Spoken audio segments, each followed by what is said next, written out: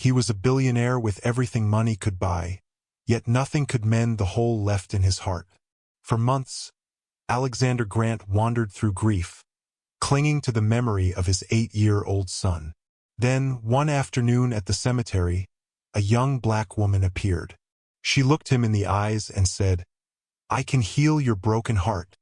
But what she revealed next would uncover a web of lies, betrayal, and a conspiracy so dark it reached the highest levels of power. How could a stranger know his deepest pain? And why did she risk everything to tell him? Alexander Grant had built an empire from the ground up. His name was etched into skyscrapers, his face appeared in magazines, and his wealth ranked among the top in the nation.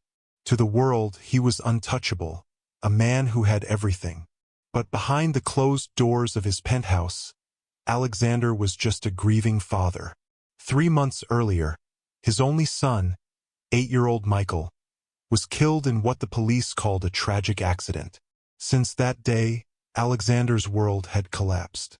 Every afternoon at exactly 3 o'clock, the time he and Michael once shared Sunday lunches, he visited the cemetery. Rain or shine, he stood before the small headstone, searching for answers that never came. His fortune, his influence, none of it mattered anymore. The silence was crushing, and grief consumed every waking hour. Then came the day that broke his routine. As he placed fresh flowers on Michael's grave, he noticed a figure nearby, a young black woman who seemed out of place, yet strangely purposeful. She wasn't visiting a relative. She wasn't passing by. She was watching him, and when she finally approached, her words sent a chill through him. She claimed she could heal his broken heart. But who was she really? And how could she possibly know the pain that had shattered his life? Selena Brooks didn't look like someone who could change the course of a billionaire's life. She was only 20 years old, a stranger in a cemetery, standing before a man whose grief was etched into every line of his face. Yet what she carried with her was more powerful than money, influence, or pity. It was truth. At first, Alexander dismissed her words as nonsense. He told her to leave, his voice sharp with anger. But Selena remained calm. Then she pulled out a folded piece of paper and handed it to him. Shaking, Alexander opened it. Inside was a simple drawing of a red kite, the kind he and Michael used to fly together in the park. On the back was a note in a child's handwriting. "Daddy, don't be sad forever. I want you to smile again." His knees nearly gave out. This was impossible. That note was private. Something Michael had once scribbled and tucked into his desk at home. How could a stranger have it? For the first time in months, Alexander's icy composure cracked. Tears streamed down his face. Selena spoke then, not as a comforter but as an investigator. She told him Michael's death wasn't an accident. The man behind the wheel that day, Ethan Doyle, had been drunk, but he hadn't acted alone. He had been manipulated, pushed into driving by none other than Christopher Langford, Alexander's closest business partner. Langford had not only encouraged Ethan to drive but had shielded him afterward, bailing him out, paying for his defense, and ensuring his prison time was short, all while quietly transferring $25 million into hidden offshore accounts. The betrayal was staggering. Alexander had known Langford since college. He was more than a partner, he was family. Yet here was evidence that Langford had orchestrated the very tragedy that destroyed his life. But Selena's revelations didn't stop there. She explained the larger truth. Langford was part of a powerful network of elites who had, for over a decade, preyed on the families of CEOs. Their method was cruel and calculated. Target the children, break the parents through grief, and then seize control of their companies at bargain prices. Michael's death wasn't random. It was part of a pattern, one that had left countless families shattered.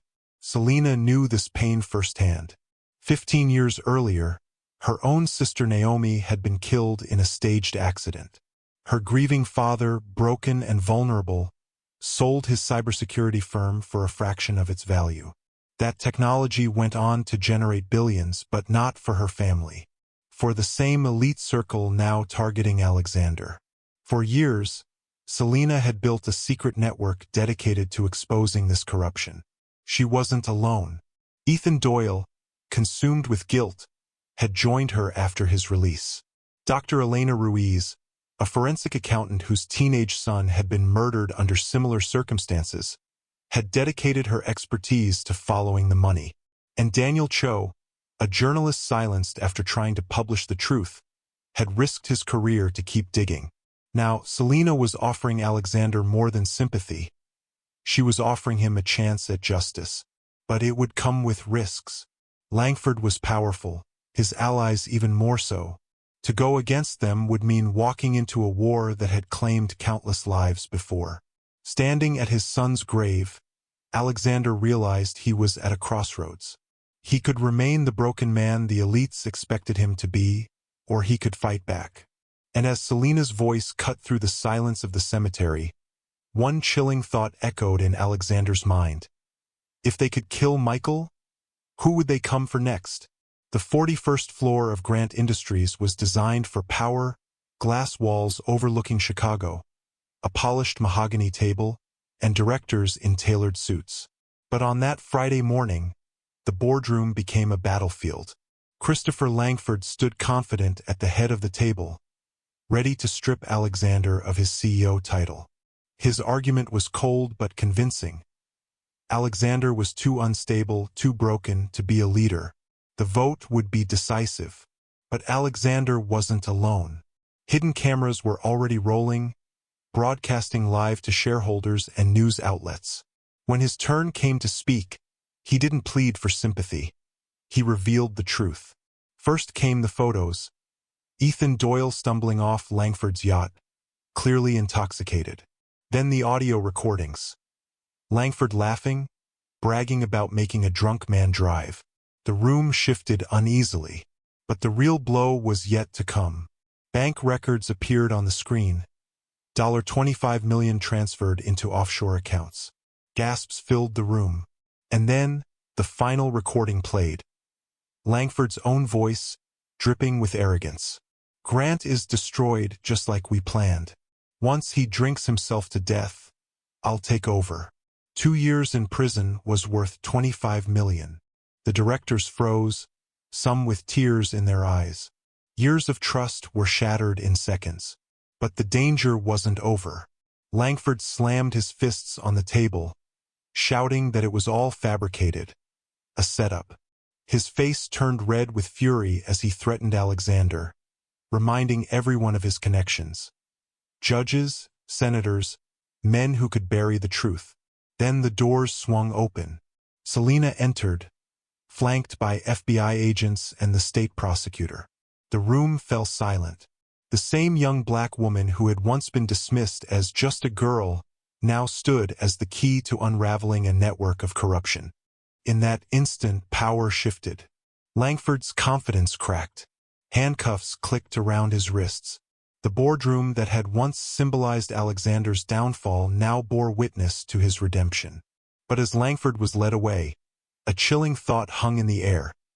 If this was only one man, how deep did the conspiracy truly go? 6 months later, the man who once walked into a boardroom certain of his own power sat behind prison walls.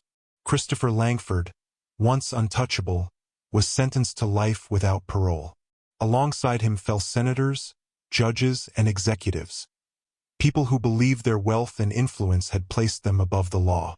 For the first time in years, families who had lived in silence saw accountability take shape. But the impact reached further than one courtroom verdict. Alexander and Selena launched the Michael Grant Foundation, dedicated to investigating corporate crimes against children. Within its first year, more than 400 families came forward with stories strikingly similar to Alexander's. Lives destroyed, children lost, justice denied. Out of tragedy, a movement was born. For Alexander, grief never vanished. He still visited Michael's grave. He still carried the ache of a father who had lost too much. Yet for the first time since that terrible day, he felt purpose. His son's memory was no longer tied only to loss. It was tied to justice, to protecting others, to fighting back against a system built on exploitation. And at the center of it all stood Selena Brooks, a young black woman who had once been overlooked, doubted, and even dismissed, became the catalyst for exposing a network that thrived on silence. Her story was proof of something powerful.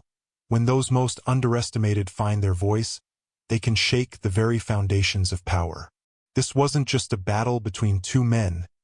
It was a reflection of something larger. A world where corruption hides behind polished glass towers. A world where race, wealth, and privilege often decide whose pain is believed and whose is ignored. The question that remains is this: how many more families must suffer before we finally demand change? And how many stories like Alexander's and Selena's are still waiting in the shadows? Untold, unheard, and unseen. Alexander found purpose, and Selena turned pain into power. But their story raises a question we can't ignore. How many more hidden truths are still out there, waiting to be exposed? If the story moved you, share your thoughts in the comments. And if you believe more people should hear stories like this, don't forget to like this video and subscribe to the channel, because the fight for justice is far from over.